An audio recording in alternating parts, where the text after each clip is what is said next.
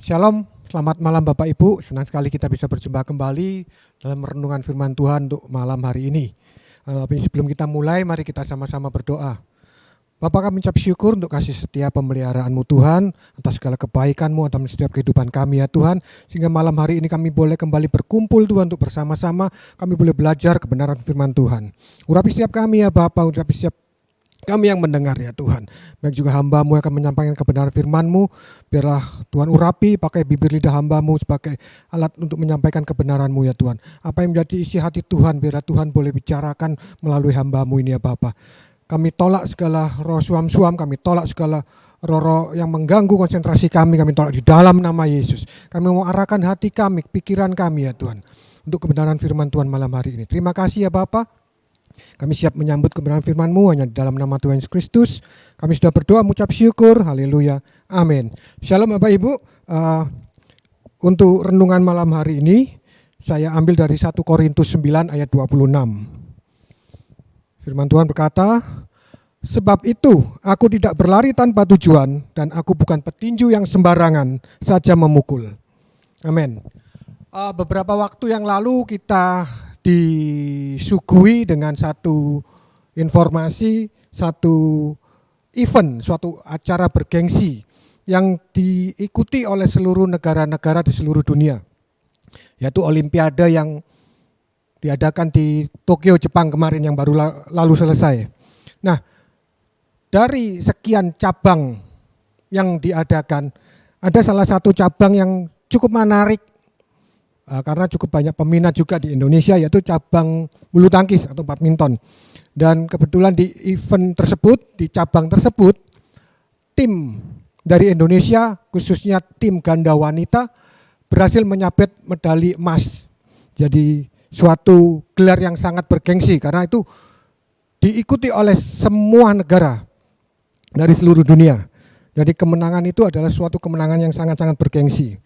Untuk reward yang diterima oleh kedua pemain tersebut, yaitu si Grecia dan Apriviani, bukan hanya sekedar medali emas yang mereka peroleh dari event tersebut, tapi ternyata banyak reward lain yang mereka terima setelah itu.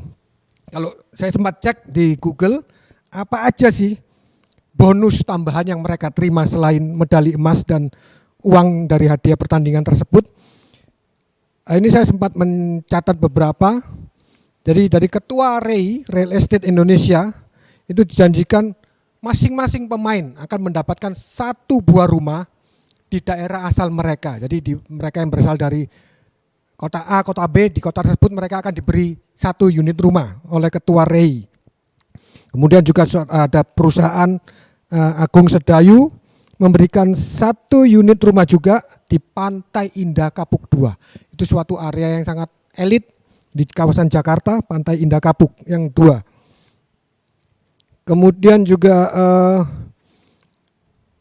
dari OVO juga memberikan tabungan investasi reksadana sebesar 300 juta untuk masing-masing pemain. Kemudian juga dari Gubernur Sulawesi Utara, di mana si Grecia ini berasal, dijadikan sebidang tanah dengan luasan 400 sampai 500 meter persegi. Kemudian bahkan dari Bupati Konawe asal Apriani ini, dia mendapatkan tanah, rumah, dan 5 ekor sapi. Kemudian dari Ketua Umum PBSI juga berencana memberikan rumah di kawasan Pantai Indah Kapuk. Kemudian 1 unit apartemen BSD di Siti Serpong. Dari Menteri Pariwisata dan Ekonomi Kreatif, mereka dapat bonus berupa jalan-jalan gratis keliling Indonesia ke 5 destinasi wisata super prioritas plus Wakatobi. Jadi mereka mau pakai kapanpun, mereka mau pergunakan, setiap saat mereka bisa melakukan perjalanan ini. Banyak lagi yang hadiah-hadiah yang lain yang mungkin ini dari GrabFood, mereka dapat bonus 1 miliar. Dari pemilik kedai filosofi dapat gratis minum kopi seumur hidup. Kemudian gratis minum boba dari Boba Time. Bahkan dari ada Gracie Rich Malang, dia ngasih hadiah uang tunai 500 juta. Pemilik franchise bakso Aci Akang, dia membukakan 2 franchise untuk Gracia dan Apriani. Semua itu mereka peroleh karena mereka sudah mendapatkan medali emas. Jadi bonus ini mereka adalah tambahan di selain medali utama yang mereka peroleh. Saya yakin sebelum mereka bertanding mereka nggak mikir, pasti nggak akan mikir mereka bonusnya ini. Tapi satu saat pada waktu mereka akan bertanding, goal mereka itu adalah harus menang. Nggak mungkin seorang pemain dikirim hanya untuk asal bertanding tanpa punya target untuk mencapai target apa gitu. Nggak, at least mereka harus berjuang, nggak tahu tuh entah menang ketiga, kedua atau ke-1, tapi mereka punya satu goal. Mereka berangkat dengan satu goal untuk menjadi pemenang, untuk menjadi pemain yang terbaik di laga tersebut gitu. Jadi suatu negara nggak mungkin akan kirim pemain yang asal-asalan, terserah ya, ntar kamu main aja pokoknya, menang nggak masalah gitu. Enggak. Tapi setiap negara pasti punya target kepada atletnya. Nah, kalau kita lihat begitu banyak bonus maupun reward yang diterima, tapi nggak semua orang ternyata mau melakukan apa yang seperti dilakukan oleh kedua pemain yang mendapatkan medali emas ini. Kenapa? Karena mereka harus bayar harga gitu. Saya masih ingat pada waktu saya masih SMP, saya sempat diajak teman saya untuk ikut latihan bela diri. Waktu itu bela diri kungfu gitu. Nah, terbayang di pikiran saya, wah kalau saya ikut bela diri ini, saya pasti nanti seperti jagoan-jagoan kungfu yang ada di bioskop-bioskop yang pada waktu zaman SD itu sering saya lihat gitu.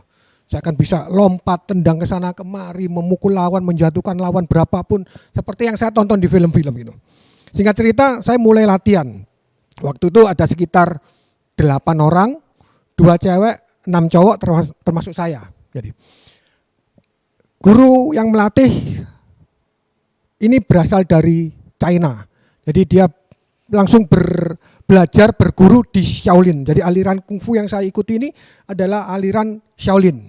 Nah, ternyata setelah berbulan-bulan, kurang lebih 3-4 bulan, saya itu hanya dilatih untuk belajar kuda-kuda. 3-4 bulan itu berminggu-minggu saya dilatih hanya untuk saya menguasai kuda-kuda saya gitu. Sampai akhirnya beberapa anak itu mutung, bosen gitu. Kapan kita mulai atau belajar mukul, belajar nendang, atau kapan kita mulai pakai pedangnya, pakai tombaknya. Anak-anak itu pada gerundel gitu loh. Kok sudah sekian lama, kok cuma ini terus itu. Ternyata memang basic untuk menjadi seorang olahraga yang kuat, kita harus kuasai dulu apa yang jadi basic dari olahraga tersebut gitu. Dalam olahraga bela diri yang pasti dituntut adalah kuda-kuda kita harus kuat gitu. Nah, saya pun termasuk orang-orang yang mutung waktu itu. Akhirnya singkat cerita setelah 3-4 bulan mengikuti, saya pun akhirnya mutung, saya mengundurkan diri gitu. Nah, jadi nggak mudah Bapak Ibu bagi seorang yang mau betul-betul berani bayar harga, karena dia harus terlebih dahulu mengalahkan apa yang ada dalam dirinya sendiri gitu. Terutama sekali adalah rasa malas. Ya kan, kalau kita harus melakukan terus berulang-ulang tapi tanpa ada progres yang kita terima, diulang lagi, lama-lama timbullah rasa malas itu. Seperti yang saya alami pada waktu, saya malas untuk melanjutkan lagi. Ngapain buang waktu untuk ini? Saya nggak mau bayar harganya, saya maunya instan. Saya mau setelah berlatih mungkin 1-2 minggu saya sudah menjadi seorang yang mahir dalam bela diri. Dan itu nggak mungkin. Persiapan kita untuk menjadi seorang pemenang itu tidak dibentuk hanya dalam jangka waktu yang pendek. Hanya waktu 1 minggu, 2 minggu, 3 minggu, atau mungkin setahun, 2 tahun, enggak. Kalau Bapak Ibu ikut mengamati sebuah jalanan pertandingan, anggaplah yang paling panjang yang kita tahu adalah sepak bola. Normal adalah 2 kali 45 menit, berarti 90 menit pertandingannya berjalan. Itu belum kalau nanti ada perpanjangan waktu. Kalau hasilnya draw, itu akan ada perpanjangan waktu yang ketiga, tambah lagi waktunya.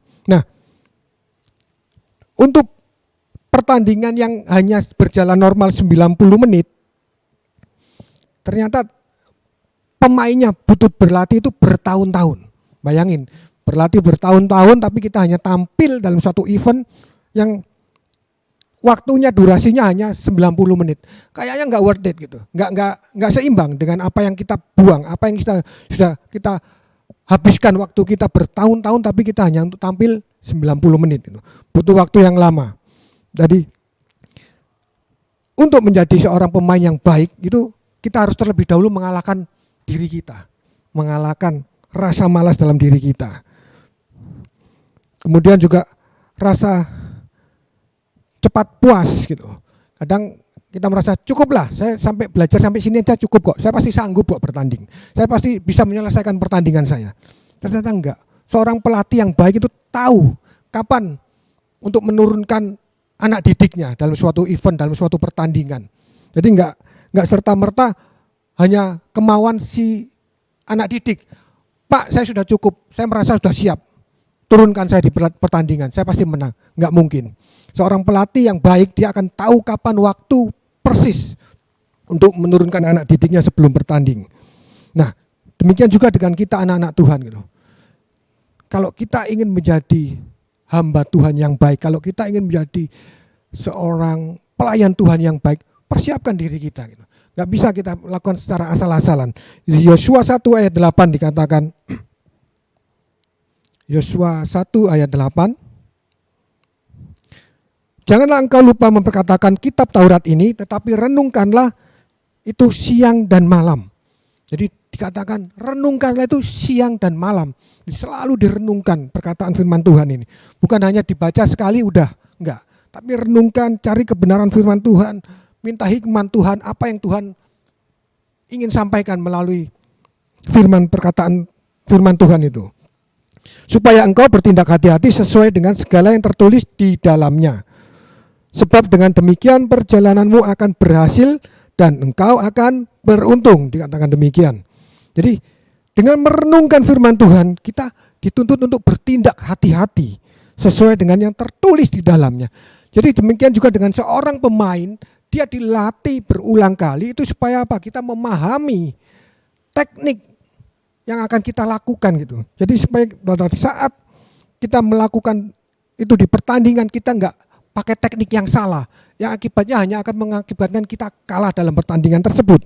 Dikatakan engkau bertindak hati-hati sesuai dengan segala yang tertulis di dalamnya. Demikian juga seorang pemain, dia berlatih mengikuti arahan, mengikuti teknik yang diberikan oleh sang pelatih. Dengan demikian dia akan menang. Dikatakan sebab dengan demikian perjalananmu akan berhasil dan engkau akan beruntung. Jadi gak ada istilahnya seperti yang saya sering lihat di TikTok itu, istilahnya kaum rebahan. Kerja enggak, usaha enggak, tapi tulis statusnya semua akan indah pada waktunya. Sampai ada yang komen, hei keong racun, kau tidur terlalu miring, bangun gitu loh. Jadi enggak ada usaha yang instan tanpa kita bayar harga. Untuk menjadi terbaik kita juga harus mempersiapkan diri kita dengan baik gitu. Kemudian kedua adalah yaitu seperti yang tadi bilang, mengalahkan rasa cepat puas. Tuhan itu menganugerahkan kita dengan berbagai kemampuan dan talenta. Tetapi kalau kita pakai hanya menurut kehendak kita saja, saya yakin hasilnya nggak akan optimal. Seorang pemain musik diberi talenta untuk bermain musik. Tanpa dia mengupgrade dirinya, ya kemampuan dia hanya segitu-gitu aja. Saya pernah melihat di medsos, seseorang pemain musik, dia menceritakan pada waktu dia 1 bulan bermain musik, seperti ini hasilnya. Jadi dia demokan, setelah 1 bulan dia main, cuman bisa berapa not, berapa bisa ketukan aja. Kemudian 2 bulan ada peningkatan, 3 bulan, 4 bulan sampai 6 bulan sampai dia mahir. Dan untuk menjadi level dari awal dia mempelajari keyboard tersebut sampai dia menjadi level mahir butuh waktu sekitar 1 tahun ternyata. Dan gitu bisa kita lihat progres perbedaannya pada waktu dia masih pemula sampai dia menjadi seorang yang profesional. Kemampuannya jauh lebih baik. Pola permainannya lebih enak didengar. Kalau di awal mungkin tut 1 ke tut 2 aja mungkin butuh waktu sekian detik. Nyari tut ketiganya mungkin butuh lagi sekian detik. Enggak. Itu pun dia harus dengan melihat, mata melihat terarah pada tut pianonya. Tapi begitu dia menjadi seorang yang mahir, sudah berbulan-bulan, bertahun-tahun berlatih, dia bisa lakukan dengan hanya tutup mata tanpa melihat tutnya. Dia bisa menikmati permainan dia bisa tutup mata, dia bisa bermain dengan baik tanpa melakukan satu kesalahan, tanpa satu nada yang false. Nah, untuk itu perlu suatu rasa dalam diri kita yang enggak cepat puas.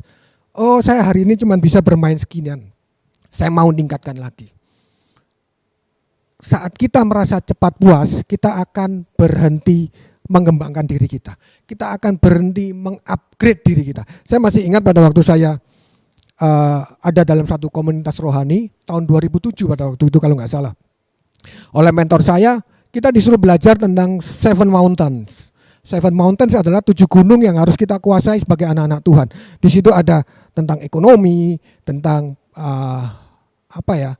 budaya, ada tentang multimedia dan sebagainya. Nah, saya tahu persis Tuhan berikan saya talenta dalam bidang desain grafis. Dan pada waktu itu saya bilang sama mentor saya, oh saya mau menguasai gunung ini, yaitu gunung multimedia. Nah, pada waktu itu diharapkan kita sebagai anak-anak Tuhan bukan sebagai pribadi yang kuper. Kita nggak ngerti apa-apa, kita gaptek, kita nggak mengenal perkembangan teknologi di luar, kita nggak bisa mengikuti arus perkembangan zaman. Tuhan nggak mau kita menjadi pribadi seperti itu. Kita dituntut menjadi pribadi, menjadi anak Tuhan yang melayani di segala musimnya. Bukan hanya, oh saya dulu bisa menguasai ini, tapi saat ini saya nggak bisa. Saya nggak mengerti komputer, saya nggak mengerti apa itu broadcasting, nggak bisa gitu. Enggak. Kalau engkau ingin memberikan dampak yang lebih luas, upgrade dirimu.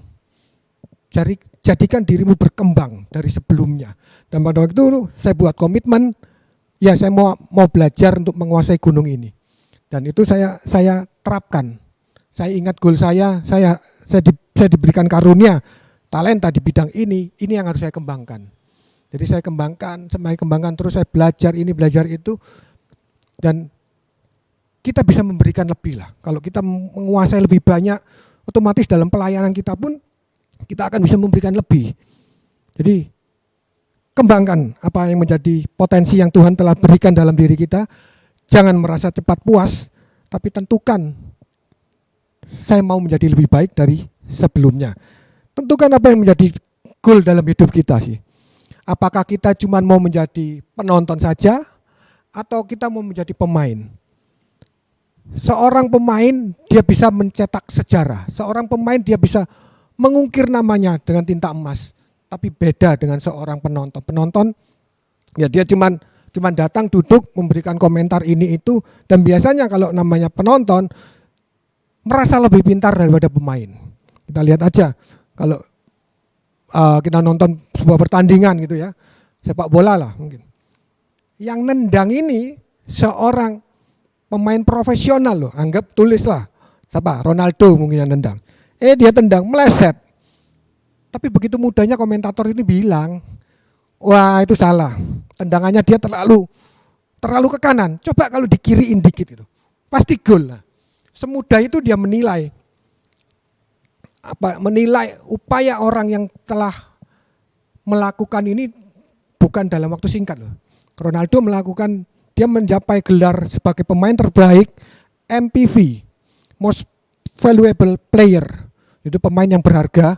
Itu bukan dalam waktu yang singkat, bukan seperti komentator ini, dia begitu datang duduk, dia langsung bisa memberikan komen-komen, dia bisa mengkritik, mencela, permainan ini jelek, kurang ini, kurang itu, enggak.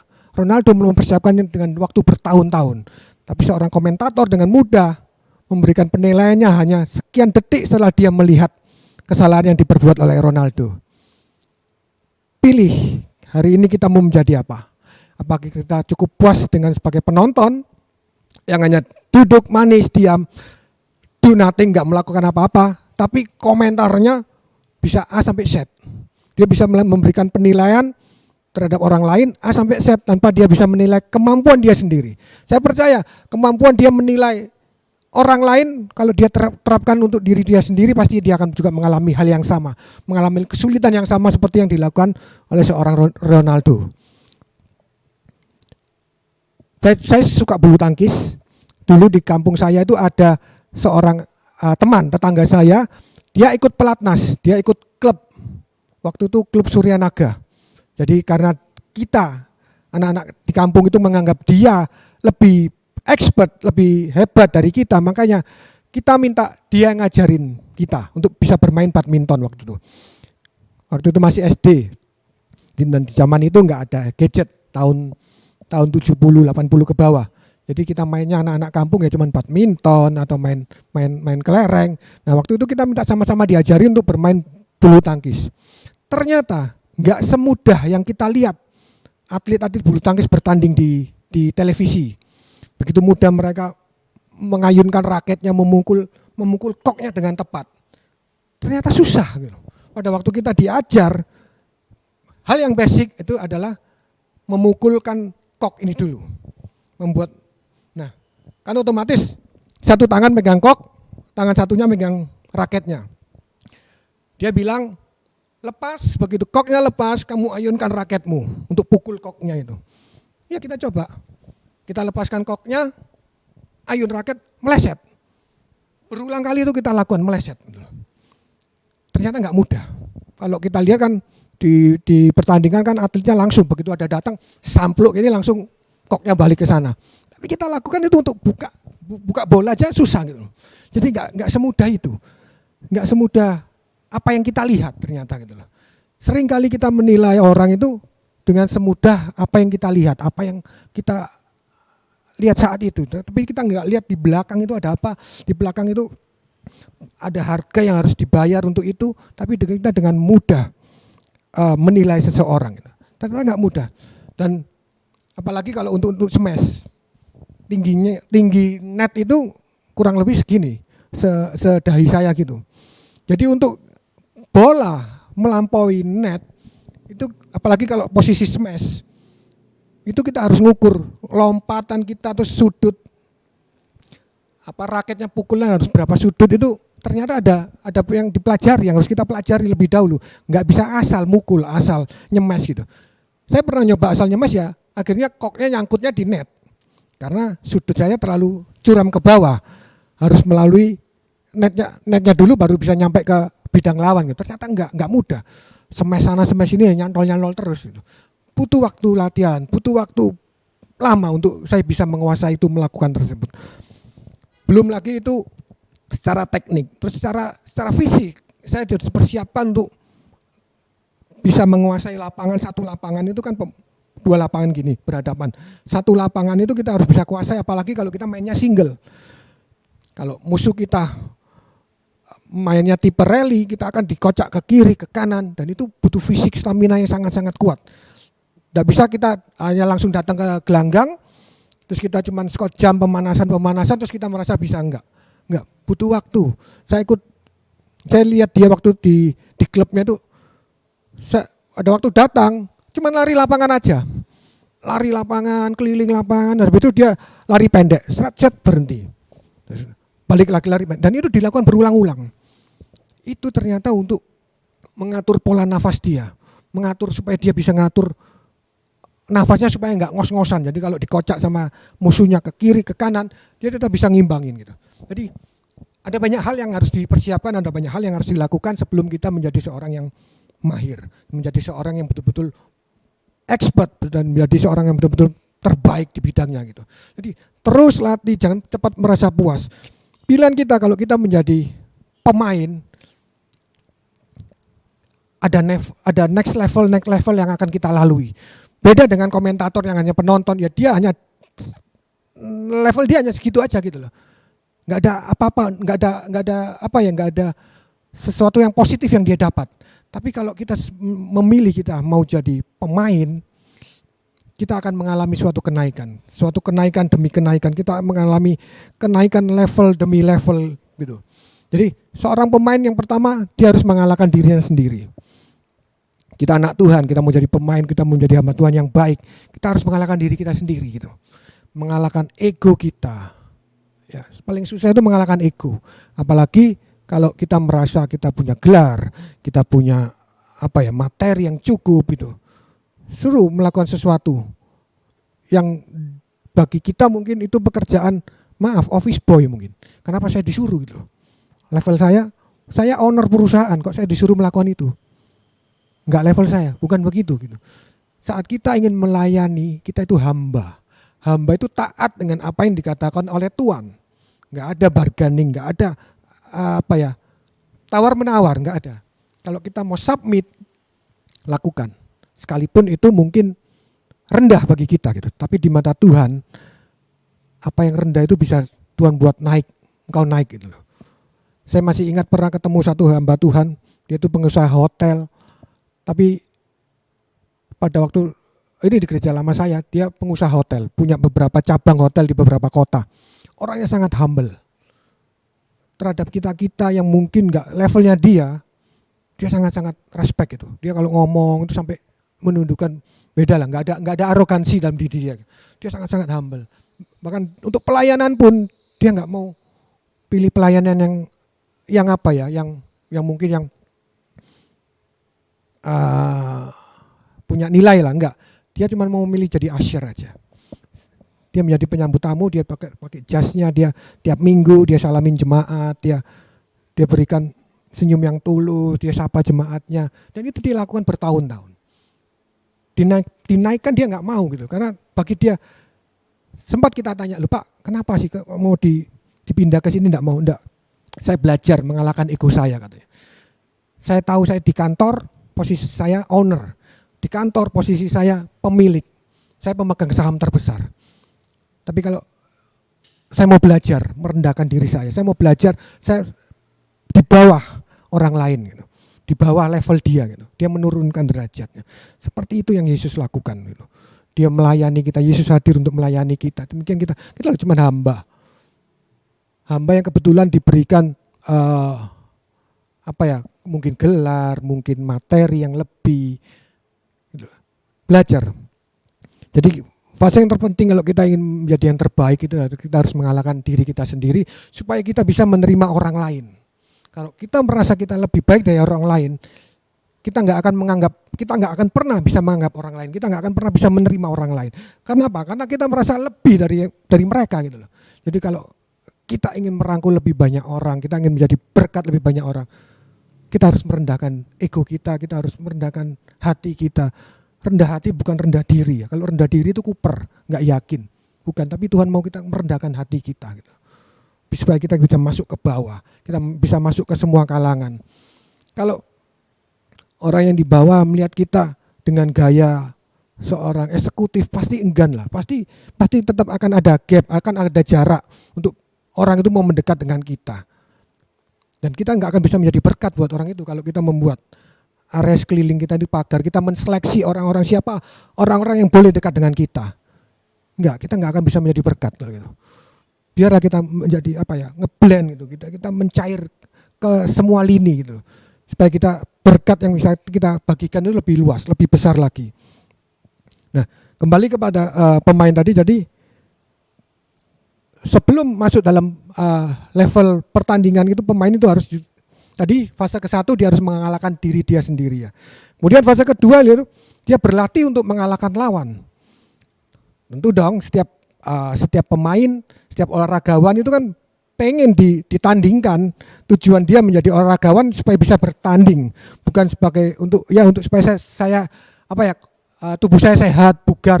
Nggak perlu jadi olahragawan kalau gitu. Cukup aja nge-gym, berlatih di rumah. Tapi kalau dia punya komitmen untuk menjadi atlet profesional, tujuannya bertanding, itu pasti.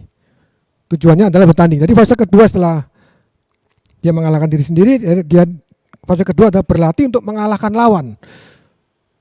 Tapi seorang pelatih tidak akan langsung menyodorkan anak didiknya ke betul-betul lawannya secara real. Tapi dia akan tunjukkan, ini loh, kamu akan misalnya dia di bidang tinju ya. Dia akan tinju itu ada kelasnya, ada bantam, kelas bulu, kelas layang, apa segala macam, sampai yang heavyweight, yang kelas berat itu. Nah, untuk mau menandingkan anak didiknya, seorang pelatih itu dia harus tahu lawan yang akan dihadapi anak didiknya seperti apa. Jadi dia akan informasikan ke anak didiknya, ini loh lawanmu ya, tipe lawanmu itu boxer, gini. Jadi kamu harus begini-begini. Dia akan ngasih triknya untuk menghadapi itu. Dan itu biasanya dipelajari melalui video. Belum disuruh tanding langsung. Tapi disuruh pelajari ini rekaman video lawanmu yang akan kamu nanti bertanding dengan dia. Pelajari. Jadi dipelajari kecepatan gaya tarungnya itu seperti apa. Terus jangkauan tangannya itu seperti apa. Kecepatan kakinya seperti apa. Nah, itu dipelajari semua di video. Setelah dipelajari baru ditandingkan. Enggak, ternyata. Setelah dipelajari baru pelatih itu akan sparring partner dengan anak didiknya. Jadi dia akan dilatih. Dengan pelatih akan mengikuti gaya bertarung lawannya si anak didik ini. Jadi dia akan bertarung menirukan persis gayanya supaya si anak didik ini aware, supaya si anak didik ini paham benar bahwa ini nanti yang akan tipe seperti ini yang akan nanti saya hadapi di ring yang sebenarnya, the real fight gitu loh. Jadi bukan hanya sekedar video, tapi betul-betul dia akan merasakan pukulannya seperti apa, kecepatan pukulannya seperti apa. Nah itu dihajar kiri kanan anak didiknya seperti dia berhadapan dengan musuh sesungguhnya. Demikian juga dengan kita anak-anak Tuhan. Sebelum kita terjun ke masyarakat, sebelum kita melayani orang-orang di luar sana, Tuhan akan izinkan orang-orang di sekeliling kita, orang-orang terdekat kita, itu yang akan menjadi sparring partner kita, yang akan membentuk kita menjadi fighter seperti apa, pelayan Tuhan seperti apa. Jadi jangan kaget kalau kita ingin melayani Tuhan, ternyata kita alami gesekan dengan rekan sepelayanan, dengan teman gereja, atau mungkin juga dengan pimpinan kita gitu. Lah itu sparring partner yang kan Tuhan mau membentuk kita gitu. Jadi jangan heran, jangan ingin saya mulus-mulus aja, saya ingin melayani yang mulus-mulus aja, nggak mau ketemu orang, nggak mau ketemu si kepo, nggak mau ketemu si ini, si apa, nggak bisa. Tuhan pakai itu justru untuk membentuk kita. Sebuah bejana yang indah, sebuah bejana yang baik itu dibentuknya bukan pakai satu alat, enggak loh. Jadi bukan cuman diputer jadi bejana, enggak. Ternyata ada alat lain untuk dia harus dikerok untuk menancapkan batu permatanya misalnya. Untuk menambahkan ornamen hiasan itu enggak bisa asal tempel, tapi harus ada yang dilubangi, ada harus cungkil, ada harus yang dipotong bagian-bagian yang dikurangi gitu loh. Jadi saat kita bilang Tuhan aku ingin melayani, ya Tuhan akan proses kita. Pelayananmu seperti apa? Prosesmu seperti apa? Reaksimu seperti apa? Itu yang akan menjadikan kamu hasilnya seperti apa. Jadi kita akan ketemu dengan orang-orang sebelum kita melayani ke marketplace atau ke orang-orang luar yang notabene kita nggak kenal, kita akan dibentuk dulu, kita akan diasah dulu, kita akan sculpting, dipahat dulu dengan orang-orang sekeliling kita. Bencana orang-orang yang gini-gini, wes, ya itulah proses kita. Itu fase kedua kita sebagai anak-anak Tuhan. Kita akan diuji dengan orang-orang sekeliling kita terlebih dahulu. Amin. Jadi jangan heran, jangan mau kita skip fase ini, enggak bisa. Nanti kalau kita skip fase ini, kita akan kaget. Begitu kita masuk ke marketplace, kita akan kaget. Loh, ternyata orang-orang seperti ini ya. Nah, padahal Tuhan mau sebelum kamu ke marketplace, sebelum kamu terjun ke lapangan, ini loh, tak kenal dulu orang-orang tipe seperti ini. Jadi kita nggak usah buang-buang waktu, jauh-jauh harus ke keliling-keliling baru ketemu orang, enggak. Dengan orang-orang terdekat dulu. Tuhan mau kita belajar dari orang-orang terdekat dahulu. Orang yang egois, orang yang mungkin penjilat, yang enggak ngerjain apa-apa tapi sodor muka ke pimpinan, padahal kita yang kerja susah payah. Ya seperti itu yang kita akan diproses Tuhan, dipersiapkan Tuhan untuk betul-betul kita siap masuk ke dalam lapangan, supaya kita enggak kaget, supaya kita enggak bengong pada waktu di lapangan. Loh kok ternyata gini ya, aku kok enggak pernah mengalami seperti ini ya, enggak. Itulah makanya kenapa Tuhan proses kita di tahap 2 ini, di fase kedua ini justru lebih intens, lebih lama. Ketemu jemaat-jemaat yang tipenya semacam-macam lah. Kita bermaksud baik tapi malah dicurigai, ada seperti itu, banyak lah. kalau mau tahu, wah. Tapi selama kita motivasi kita tetap kita lihat Tuhan, kita melayani Tuhan, whatever lah, apapun yang disodorin Tuhan ya udah terima, kita jalani, itu proses kita ya. Nah, jadi setelah kita belajar pada fase kedua, kita akan masuk fase yang ketiga, yaitu betul-betul kita akan diuji. Nah, seorang pemain, seorang petinju tadi, dia akan betul-betul berada di dalam suatu ring tinju yang sebenarnya. Dia akan berhadapan dengan lawan sesungguhnya. Kalau pelatihnya mungkin memukulnya dia mungkin dengan dengan power hanya sekitar 50%. Karena dia nggak ingin melukai anak didiknya kan. Ntar kalau diajar beneran, luka nggak bisa bertanding. Tapi dia hanya cuma memberi shock terapi ini loh, seperti ini loh, pukulannya musuhmu ini cuma 50%. Nah, tapi begitu di medan yang sesungguhnya, Bapak Ibu, musuh kita itu nggak akan pernah berbelas kasih kepada kita.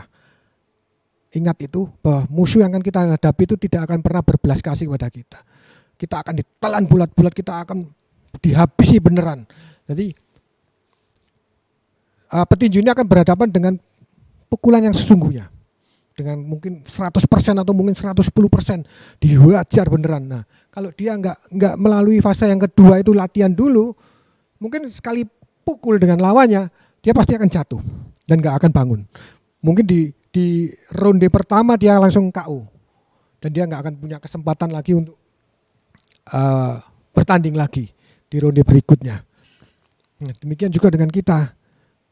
Pada waktu kita sebagai pelayan Tuhan akan terjun ke marketplace, ke masyarakat yang sesungguhnya. Ingat loh, kita hamba Tuhan itu sangat-sangat di orang-orang itu melihat sikap hidup kita.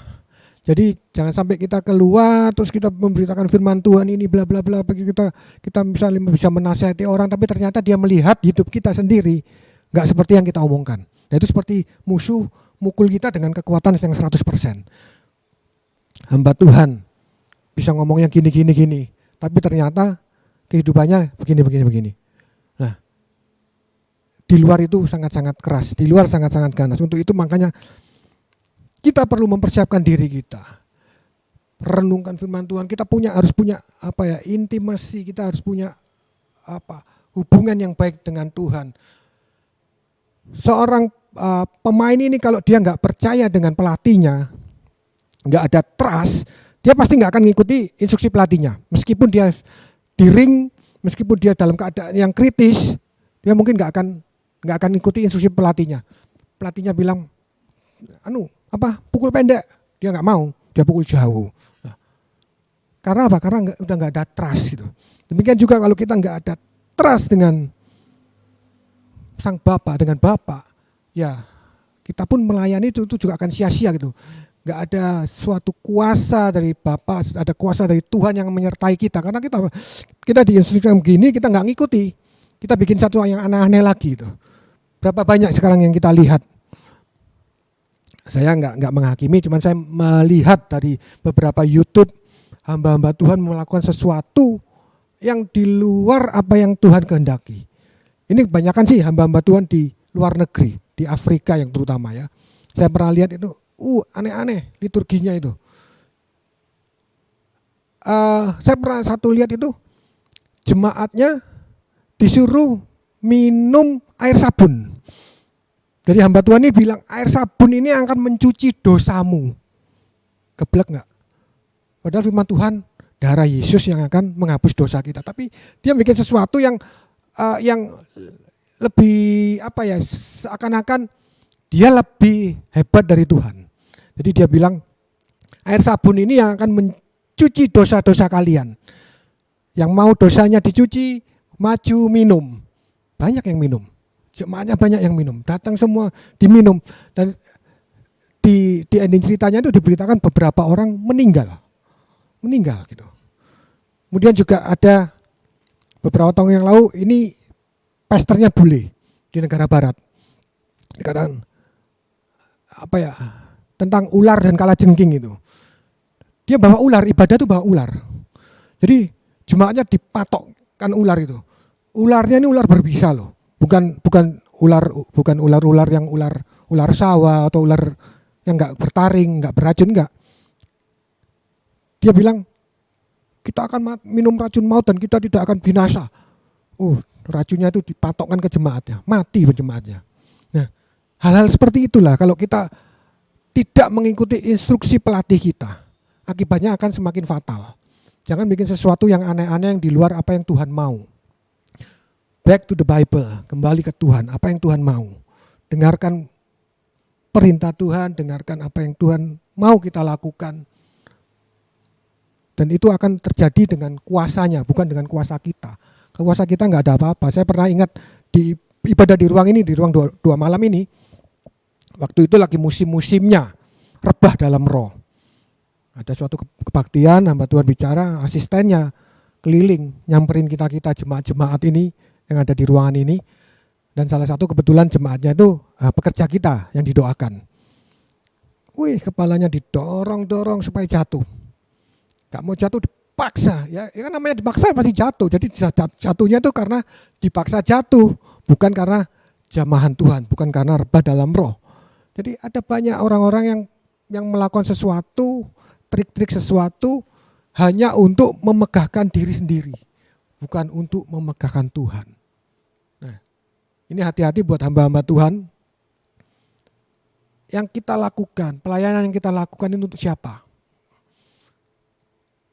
Glorifikasinya itu untuk siapa? Apakah untuk Tuhan, for God, or for ourselves? Untuk Tuhan atau untuk diri kita sendiri? Kalau untuk diri kita sendiri, itu nanti kita akan cenderung melakukan sesuatu yang aneh, yang Tuhan nggak perintahkan kita lakukan. Jadi istilahnya kombinasi Kristen mistik. Jadi secuplik diambil di Bible, secuplik diambil di yang di dunia klinik-klinik itu di-combine mistik Kristen. Jadi Kristen putih gitu. Jadi akan tetap kan saya dalam nama Yesus gitu loh. Dia katakan itu gitu. Tapi dikombinasi dengan liturgi yang aneh-aneh yang Tuhan enggak suruh gitu. Kalau kita lihat, oke, kita coba lihat deh.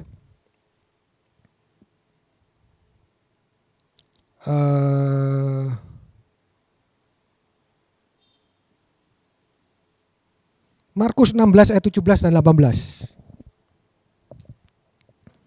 Markus 16 ayat 17 dan 18.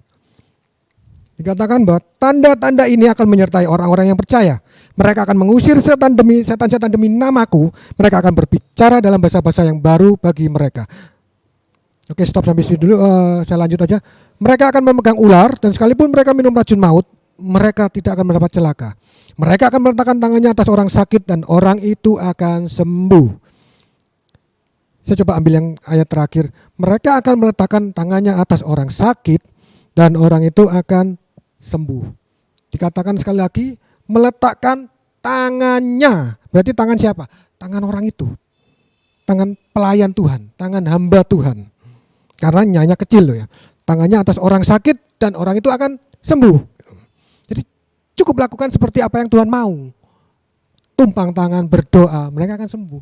Enggak usah yang aneh-aneh. Harus disiram ini dulu, harus disembur ini dulu, harus di whatever lah, enggak usah lah. Kita mau taat, kita mau jadi pemain yang baik, kita mau menjadi anak didik yang baik, kita mau taat dengan pelatih kita. Kita mau taat dengan instruksi pelatih kita. God is the best coach in the world. Tuhan itu pelatih yang terbaik yang ada di dunia. Dia tahu persis kapan akan menerjunkan kita untuk bertanding. Dia tahu persis, kamu masih harus tak persiapkan. Jadi jangan masuk ke arena pertandingan dulu.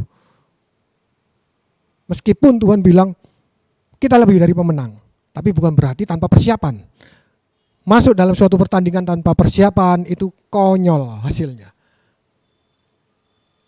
Akan fatal buat kita gitu loh. Seorang yang enggak pernah bermain badminton tapi karena hanya dia pernah megang raket bukan berarti dia bisa bertanding gitu loh. Demikian juga seorang petinju, dia tidak pernah berlatih tinju, dia tidak pernah berlatih secara fisik, tapi hanya karena dia bisa pasang sarung tinjunya, bukan berarti dia bisa bertanding tinju. Demikian juga dengan kita. Banyak orang yang bisa baca firman Tuhan, banyak orang yang bisa baca Alkitab. Hampir semua orang bisa baca.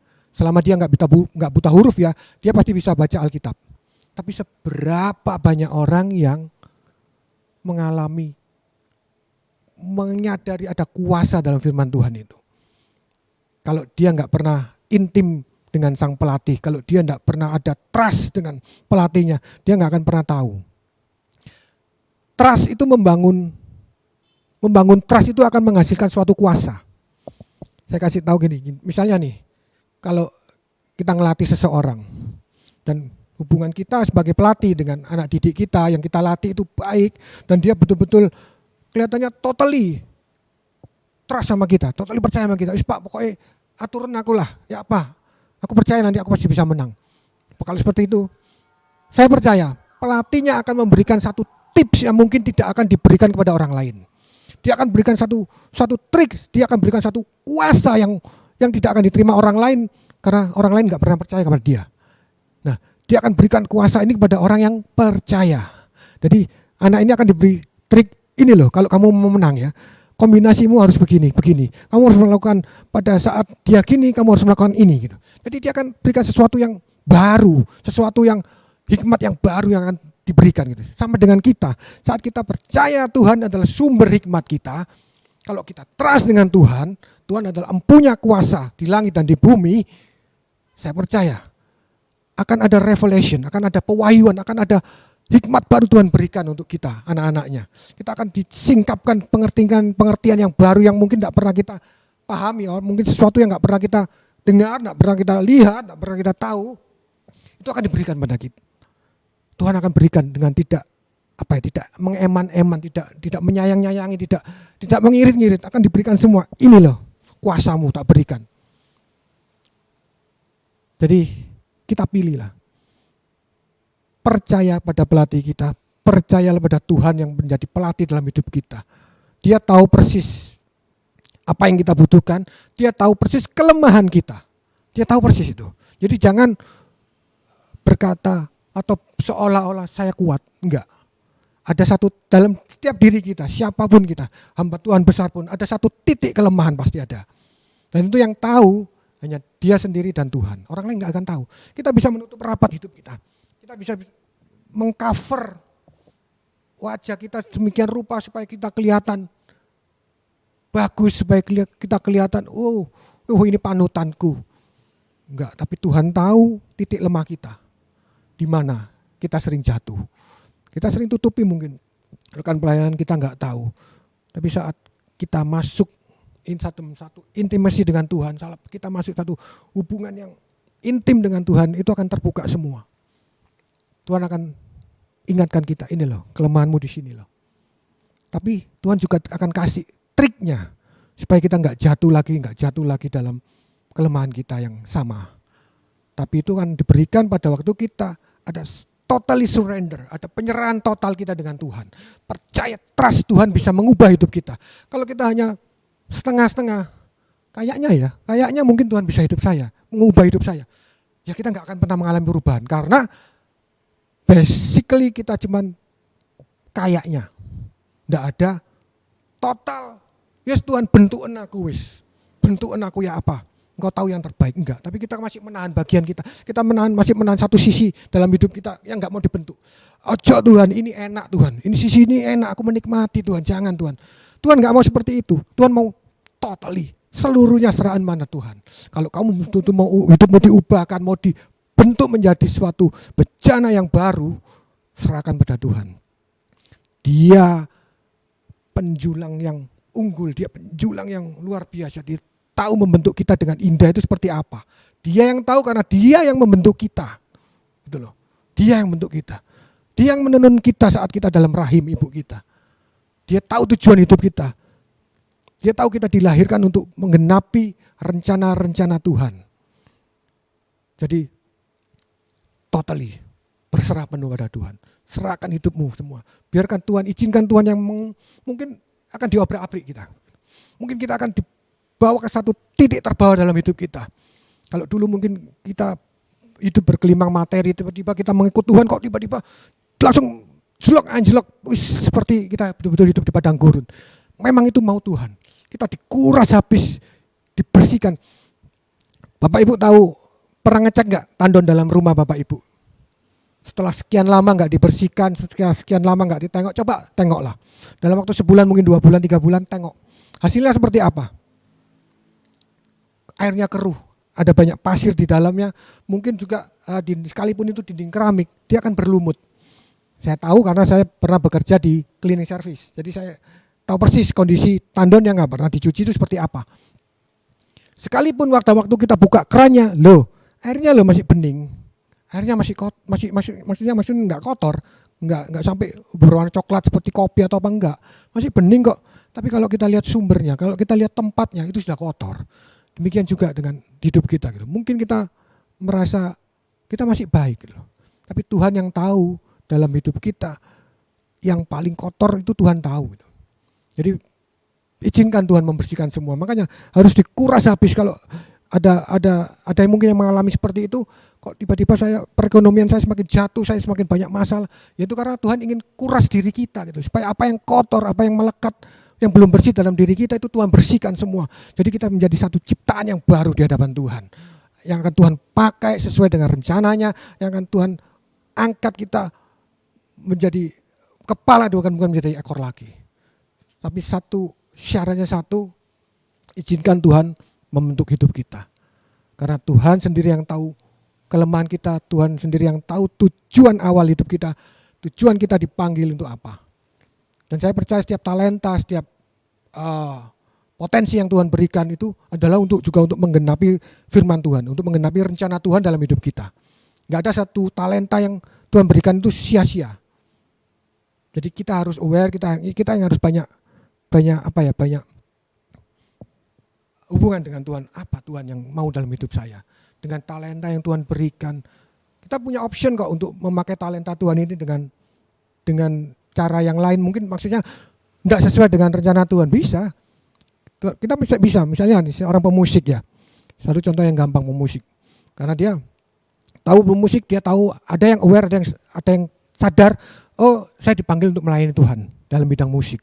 Jadi prioritas saya adalah untuk pelayanan di bidang musik. Saya ingin menyembah Tuhan, saya ingin memuji Tuhan.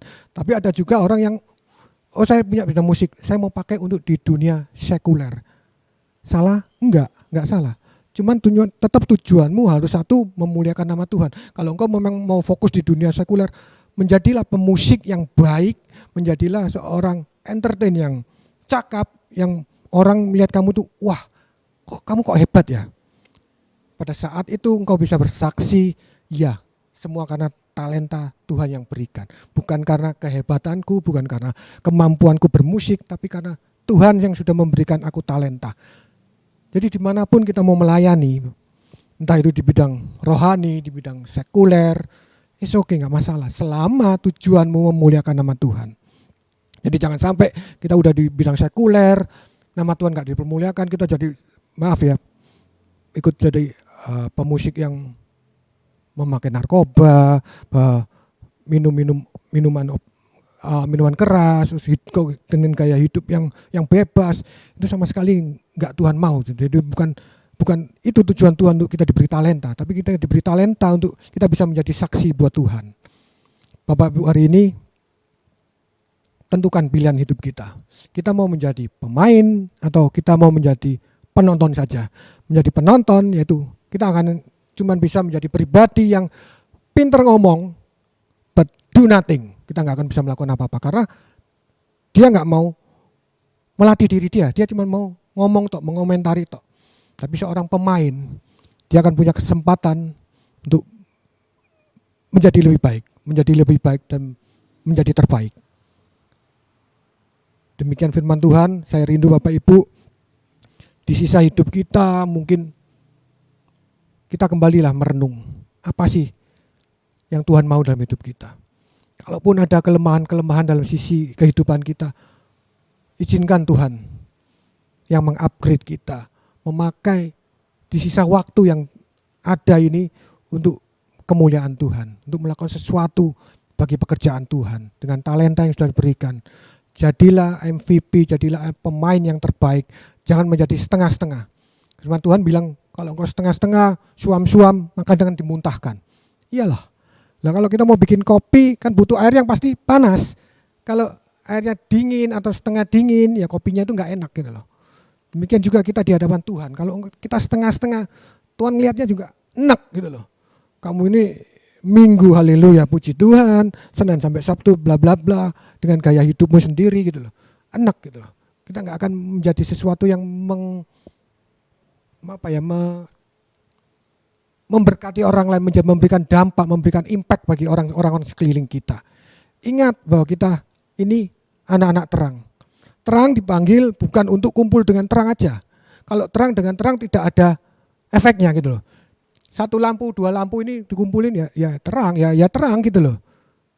Demikian terang tak tambah satu lampu ya enggak ngefek gitu, tetap terang. Tapi kalau satu lampu, enggak usah sebanyak ini lampunya, cuma satu lampu aja saya bawa ke satu ruangan yang gelap. Efeknya itu lebih terasa gitu daripada kamu bawa satu lampu di ruangan yang sudah terang. Jadi Tuhan mau kita menjadi terang itu bukan hanya di lingkungan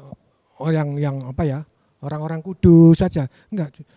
Menjadi teranglah di luar sana gitu. Banyak orang-orang yang sana yang mungkin butuh kesaksian hidup kita, yang butuh pelayanan kita, butuh impact dari kita gitu loh. Jadi ingat panggilan kita semua menjadi yang terbaik, terus menjadi yang terbaik. Terima kasih Bapak Ibu. Demikian firman Tuhan. Kita tutup dalam doa. Bapak, kami ucap syukur untuk kebenaran firman-Mu Tuhan ya. Hari ini kita belajar, malam hari ini kita belajar satu kebenaran firman Tuhan. Bahwa setiap kita dipakai Tuhan untuk menjadi berkat, untuk menjadi terang bagi orang-orang sekeliling kita. Mampukan kami ya Tuhan, untuk kami selalu memberikan yang terbaik bagi pekerjaan Tuhan. Dengan setiap talenta, dengan setiap karunia yang telah Tuhan berikan dalam hidup kita. Biarlah itu menjadi kemuliaan Tuhan. Biarlah melalui apa yang telah Tuhan berikan, nama Tuhan dipermuliakan. Segala pujian, hormat, kemuliaan itu hanya bagi-Mu Tuhan. Apapun yang kami lakukan, apapun yang kami layani itu Tuhan, semua untuk kemuliaan nama-Mu, bukan kemuliaan nama pribadi kami. Jauhkan setiap kami ya Tuhan, dari roh-roh yang memegahkan diri ya Tuhan. Biarlah setiap kami diberikan kerendahan hati. Kami hamba-hamba Tuhan, para pelayan Tuhan, jemaat-Mu juga ya Tuhan. Dimanapun berada, kami melayani dengan kerendahan hati ya Bapa. Agar nama Tuhan yang ditinggikan ya Bapa. Berdoa untuk jemaat-Mu dimanapun berada ya Bapa. Saat ini dalam kondisi apapun mereka, terutama mereka dalam kondisi sakit, mereka dalam masa-masa isolasi mandiri Tuhan. Tuhan berkati mereka, Tuhan pulihkan. Ada kuasa di dalam nama-Mu ya Tuhan. Biar mereka berseru kepadamu ya Tuhan. Mereka menumpahkan tangan atas diri mereka dan mereka akan sembuh di dalam nama Yesus. Bila setiap kami boleh memiliki intimasi, memiliki hubungan yang erat dengan Kau ya Tuhan.